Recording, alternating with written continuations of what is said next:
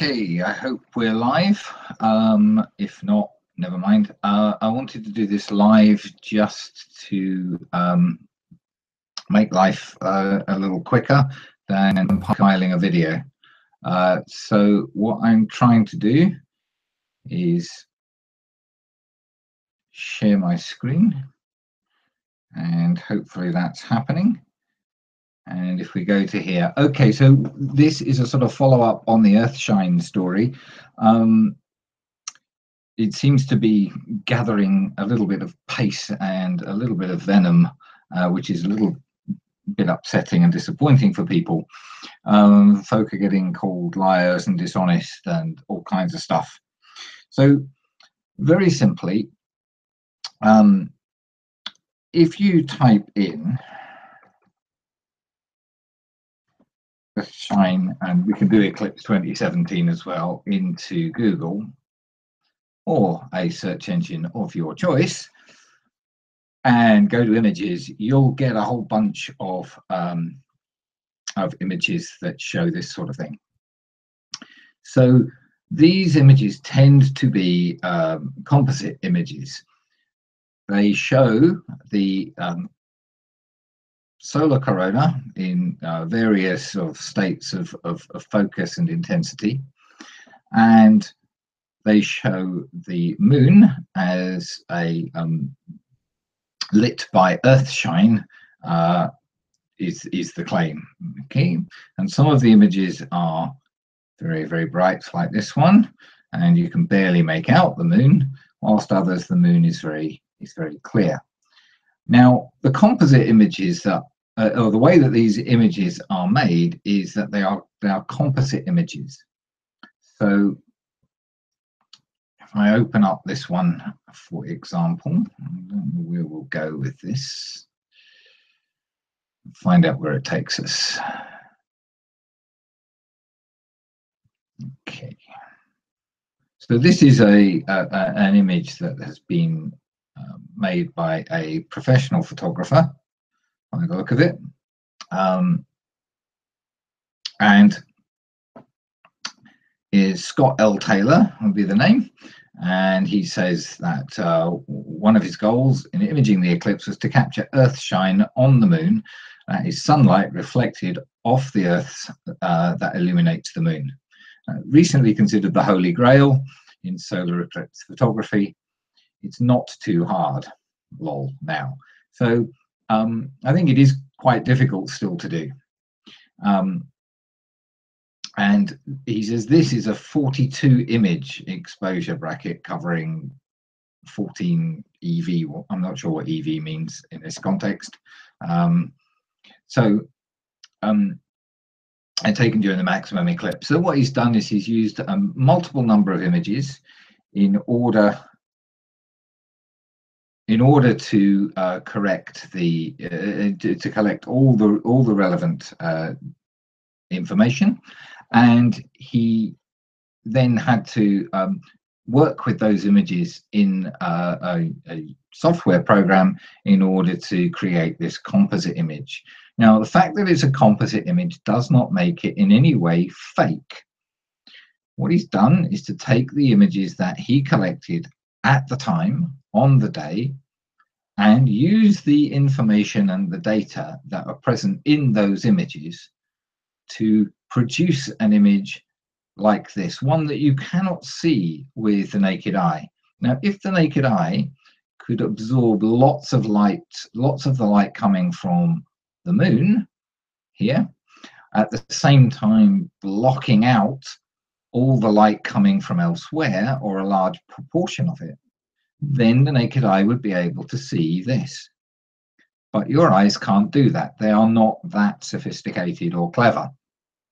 And what the photographer and the photograph software can do is effectively do that for you. So by dumbing down or dimming down the corona and the other light and enhancing the light that is coming from the moon, you can see what is actually there. And this is the big bone of contention. People are claiming the moon was never there because all they saw was a black disk that the sun's light was blocked by something, but presumably, but it didn't appear to be the moon. And some are even claiming that there was nothing there blocking the sun, that it's some kind of strange magnetic disturbance.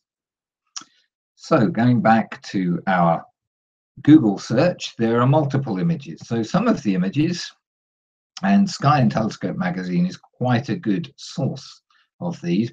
Amateurs send in their pictures. Some of these images are greatly overexposed images of the solar corona, and you may not be able to see on your screen. I can just about make out some detail here. And this is likely a single image.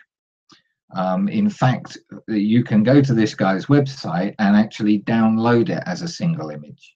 Now, obviously, he's already put this image into some kind of photograph software. I think in this case it is Photoshop. He's added a little copyright James Lowenthal logo at the bottom there. And I would guess the adding of the border around the edge might be part of that as well. But there's no reason to suspect that he's tampered with the actual image itself in any way. And if you look at an image of that sort in a photo software, this is actually a different image, but never mind. Let's go and find one of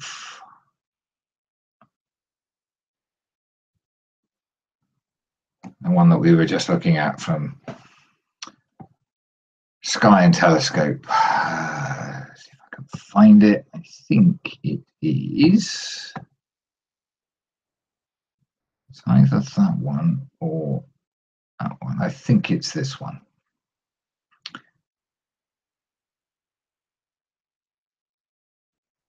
So we open this in, I'm using GIMP because it's a free software, and on this particular computer I don't have Photoshop. I do use Photoshop at work sometimes, but not, don't have it on my computer at home. So we have zoomed in on the image somewhat, and if we go to the levels tool and we have a little play changing the levels somewhat. And I'm never the best at doing this. We start to pick up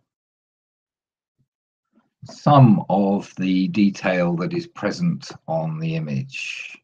That's probably about as good as that is going to get, without doing some more sophisticated fiddling. But I can see very clearly here that we have Tycho crater, we have darker areas, which are the mare of the moon, and we have lighter areas, which are the sort of slightly more rugged surfaces of the moon, slightly more mountainous and cratered and so on, and so they reflect light rather more. And they are, clearly visible in this particular image, which we are pretty sure is a single exposure, a single image. Now, what the Flat Earth Brigade seem to spend a lot of their time doing is claiming that things are fake when they are not fake, and imposing really quite strict criteria on what is acceptable and what is not acceptable. And what tends to happen is that because when they post photographs saying there's no curvature, the opponents in the Globe Earth lobby will say, well, we want to know exactly where you took it and exactly what time you took it and exactly what any other information you can get, so that we can check whether there really is no curvature. And it invariably turns out that the image, the photograph shown is exactly what you'd expect, and they were either closer to the target, or they were at a higher altitude, or some explanation occurs. And this seems to have gone on to now the Flat Earth Brigade are demanding that only absolutely raw data from a camera is any good if you're going to claim anything at all, like whether the ISS actually is there, whether you photograph the ISS or whether you're photographing the moon at an eclipse. Well, there are lots and lots of people who have photographed the moon and Earthshine of the moon during an eclipse and have posted their pictures, and they're available in various places.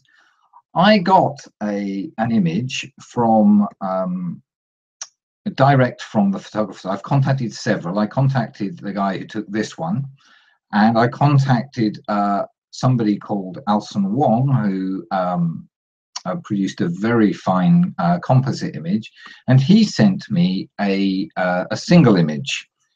Now, the single image that he sent me wasn't this one. We'll come back to this one later. The single image that he sent me was just a JPEG from a camera, a 2-second exposure. But again, it had been, it had been emailed to me. It wasn't necessarily it's direct from the camera image.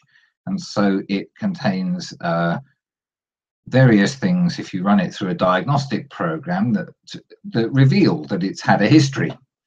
Now, that doesn't mean it's in any way a fake image. It simply means that it has been played with or opened in some sort of a program, maybe emailed, maybe copied, maybe opened in Photoshop or in something else.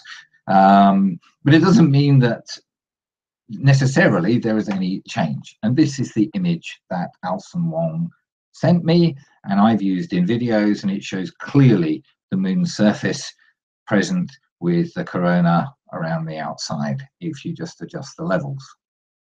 Now, if we want to know whether a photograph is direct from a camera, then there are, I'm sure, I'm no expert on this, but there are some photo forensic programs. And so if you select a file,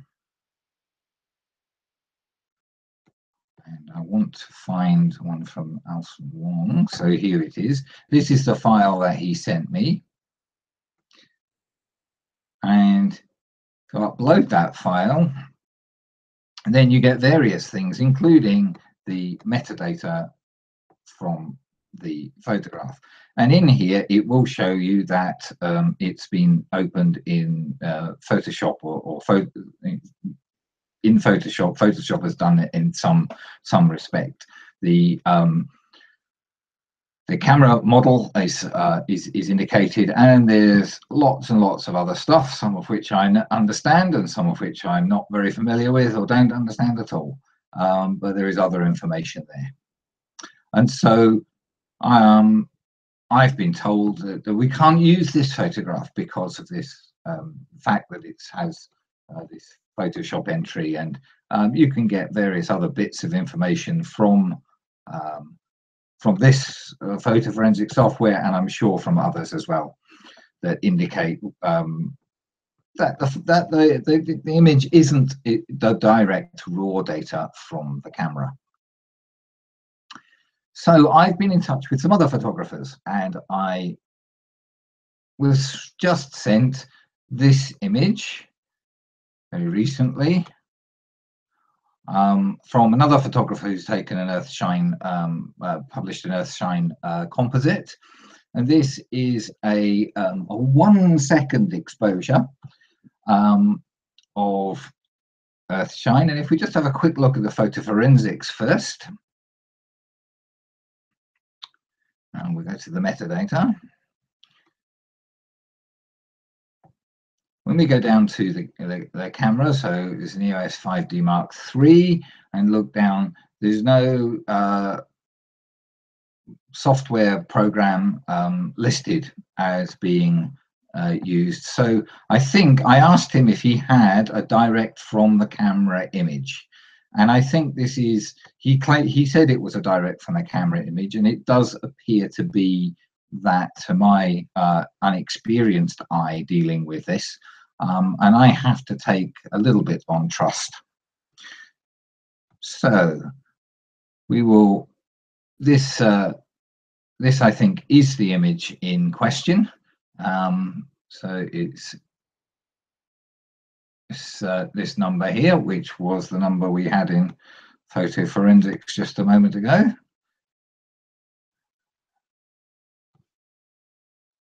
And just go back to there. Yeah. Okay. 710A 2606. This is 710A 2606. So if we zoom in a bit to get the moon a little bit more central, the image is only a 1 second image, and I haven't actually played with this. I can make out some detail of the lunar surface on here, and I'm hoping that if we can fiddle around with the levels a little bit, we might be able to see something a little bit more detailed. Okay, things coming up there a bit. Yeah, it's not looking bad, is it? Okay, so I think the orientation of this is possibly somewhat different to the orientation. I think it's been of the previous ones, but you can make out the mare, and you can make out some detail of the surface. I'm not sure actually whether the orientation is totally different, but as I say, the detail of the surface there is perfectly perfectly visible, and it again reveals that the moon was indeed the object that passed in front of the sun to cause the eclipse. Now, there's a lot of nonsense going on the internet with people being called fraudulent and liars and dishonest and so on. And there's certainly an amount of lying and dishonesty. Yeah, I've just noticed the orientation here. Tycho crater is here in this image rather than down here in the previous image. And that's because it's been rotated before it was sent. The version that's sent to me is a different orientation. It's rotated relative to the other one. But it's still the same image.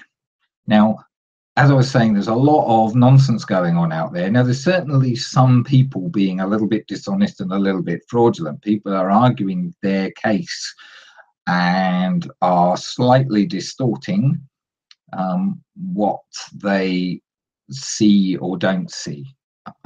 However, I have to say the most fraudulent things I've seen to do with this, the most dishonest things that I've seen to do with this, are people claiming that they have proved that the moon did not pass in front of the sun. Because these images, and this one is as good a raw image as I've been able to find, these images show that it was indeed the moon that passed in front of the sun.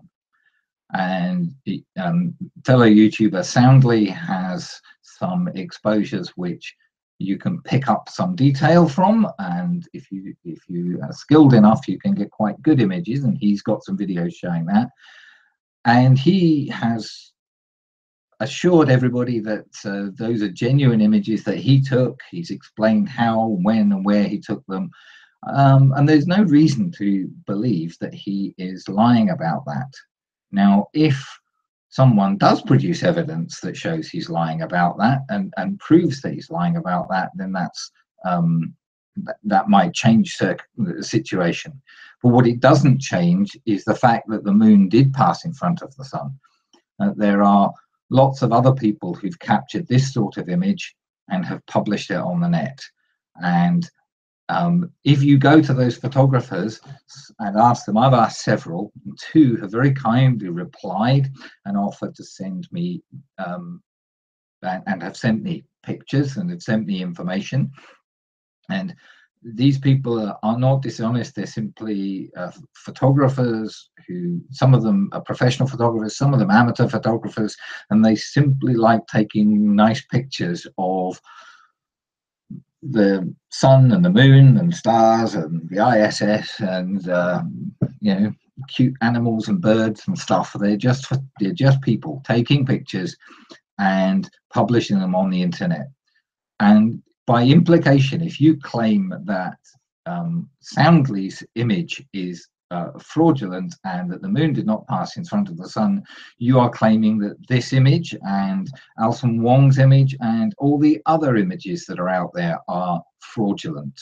And to do so is without actually having real solid evidence to back that up, which means you need to prove those images are fraudulent. Okay, you need to get some strong legal evidence to say that they're fraudulent.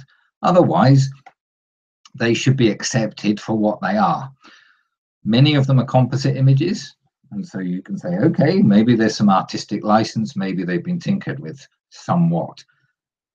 If you get an original or something that the photographer claims is an original, then you should say, well, that's an original image according to the photographer.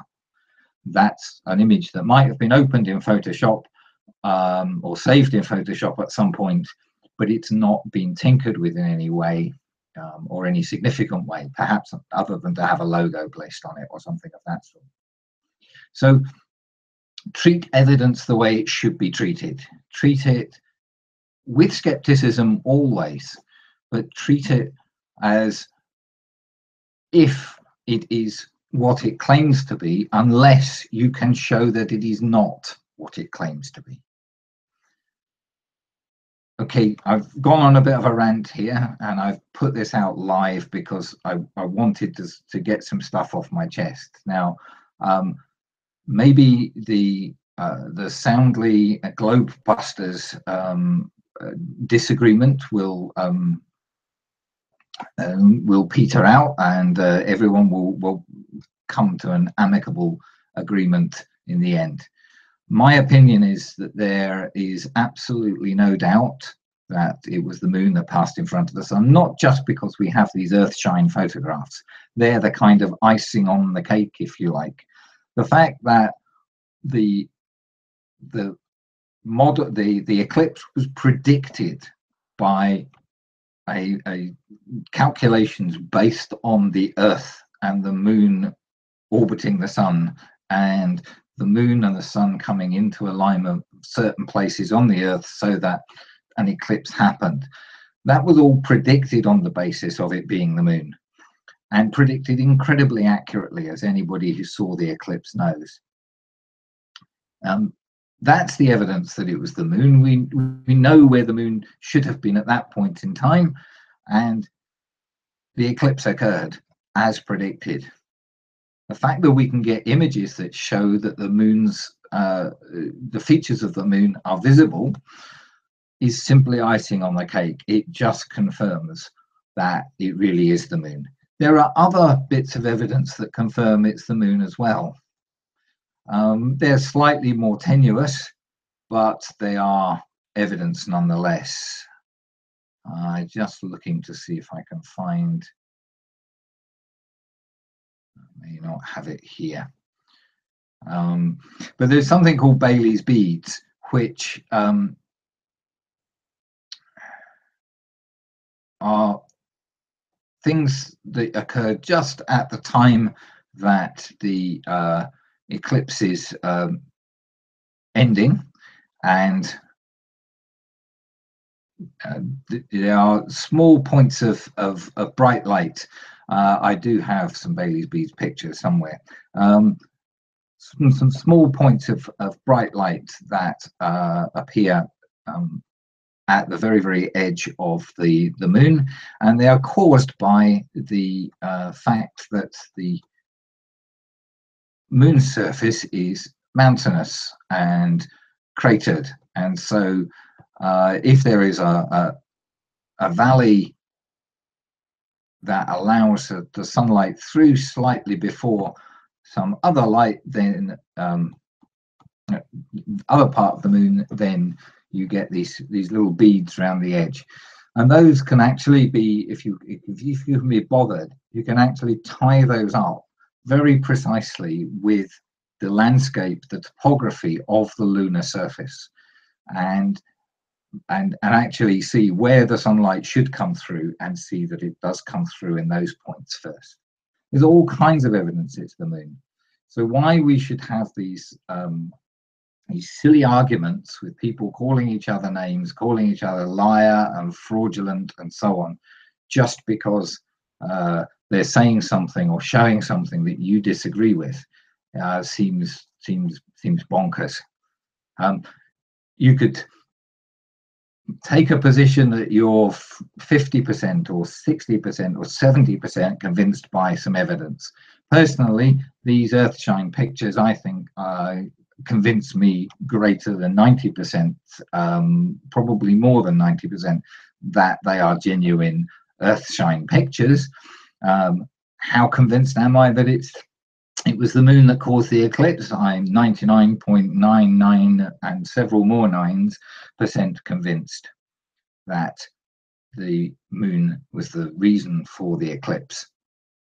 How convinced am I that the moon is a solid lump of rock? Again, 99.99 and several more % convinced that the moon is a solid rocky planetoid or planet. The moon should almost be thought of as a planet, and the Earth moon as a double planetary system. It's not wrong to place a kind of a percentage confidence in evidence. This is what scientists do all the time. It is wrong to say that because something doesn't meet a perfect standard of evidence, that you're going to disregard it completely. Or worse still, you're going to claim that it must therefore be fraudulent, and therefore proves that the opposite is in fact the case. It doesn't matter. I could go away and make a fraudulent picture of Earthshine during the eclipse, and I could make millions of them. And the fact that those millions of fraudulent ones existed doesn't change the fact that there are some that are genuine. And if there are some that are genuine, that's very strong evidence that it was the moon that passed in front of the sun. So let's start treating evidence properly. Treat it with skepticism, ask questions about it. Nothing wrong with looking at photo forensics and saying, oh, right, this image has been opened in Photoshop at some point, or whatever, yeah? Check things out properly, but don't make claims that things are fraudulent, that people are liars, unless you actually have evidence to prove it. Okay, I'm going to end the Hangout now because it wasn't designed for people to chat. I've not been looking at the chat, so I've got no idea whether there's anybody there or not. And even if there is, I'm not interested in talking to anybody at the moment anyway. Okay, so I'm going to end the broadcast, and I would like people to think a little bit carefully about how they present stuff when they're presenting things online. I have lapsed into calling people idiots and even dishonest at times, but I try to do it when I really have evidence they're being dishonest, not just because what they present doesn't meet the standard of proof or the standard of evidence that I would like to see.